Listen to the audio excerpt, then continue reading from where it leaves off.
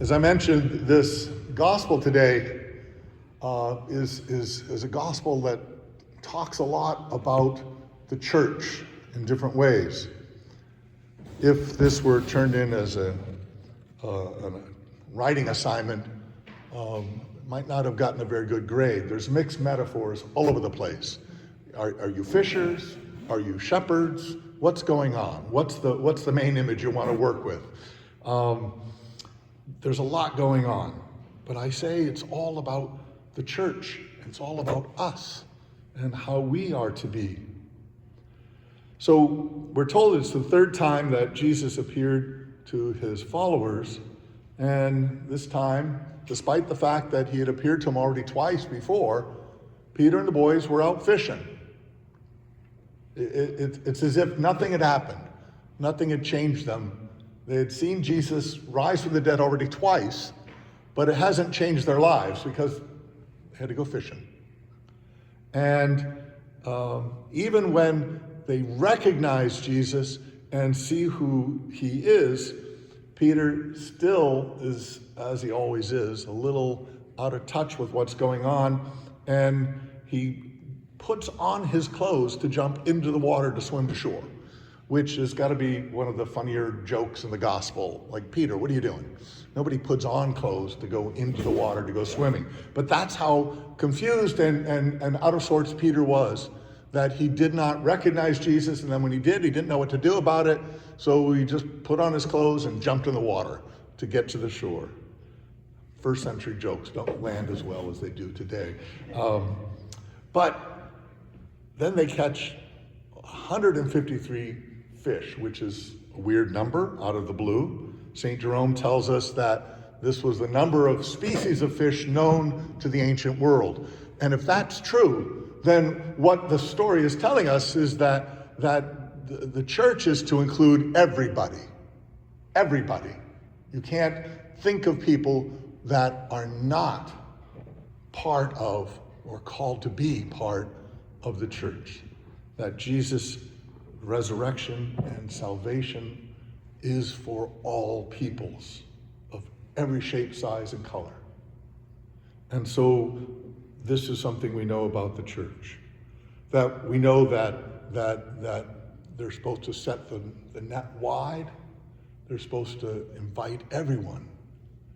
It's a big, big church because we have a big, big God, and everyone is called to be in relationship with God. And then we have them having breakfast on the shore. Jesus has already started up the barbecue, and they have bread, and they cook some of the fish they've made. And it's a Eucharistic celebration. Jesus is recognized, and they share a meal. One of the one of the big stories in the Gospels, in fact, it's the only one that's told 6 times in 4 Gospels, is the story of Jesus sharing bread and fish with the masses. You know, the people on the hill or the people on the grass. The loaves and fishes was an early image of Eucharist. Luckily, the church decided to go with bread and wine because fish does not handle tabernacles very well. But it's a Eucharistic image of Jesus feeding the people and recognizing them in the Eucharistic meal. And then we get the story of Jesus talking to Peter and asking him 3 times, "Do you love me?" Which is significant because 3 times he had denied Jesus. And so 3 times Jesus asks him, "Do you love me?"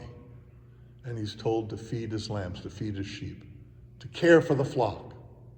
And there's that mixed metaphor of fisherman versus shepherd. And one of the interesting things is that when you're fishing, you don't know the fish. You're just out there to catch them. And then you bring them home and you eat them. But with the shepherd, although you do eat them sometimes, that's part of the story, the shepherd knows the sheep. The shepherd cares for the sheep, knows them by name, calls them by name, counts them every morning to make sure they're all there. That the relationship with the church is not just get everybody in here because we want as many people in as possible, although everyone is welcome, but it's that you are known. You are called to be part of a community and you are to be cared for. That the church's responsibility is to care for one another. But that's what we're called to do. To recognize each other by name, to know each other, and to belong to each other in the church.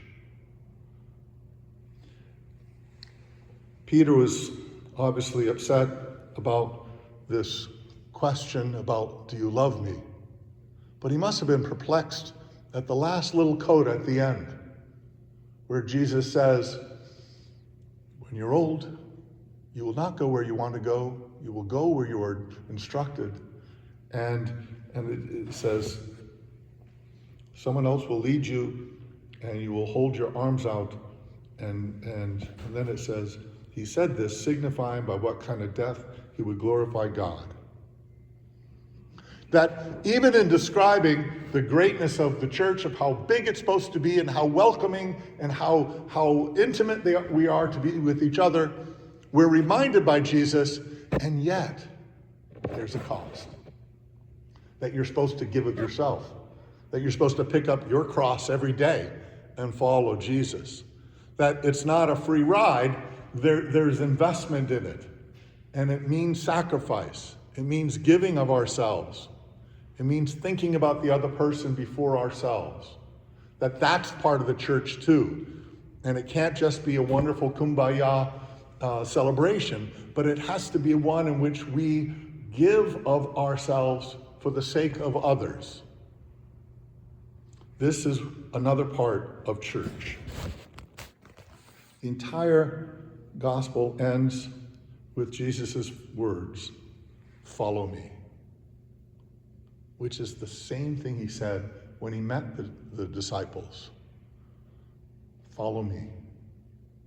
That our whole lives, our whole existence on this earth as baptized Christians is to pay attention to who Jesus is, what he did, how he interacted with others, and to imitate him. Which is one of the reasons why we do what we do here at St. Andre Bessette. When he said, feed my lambs, feed my sheep, we're called to do that here in a very special way. And we're honored to do that. We are honored to be able to literally imitate Christ by feeding others.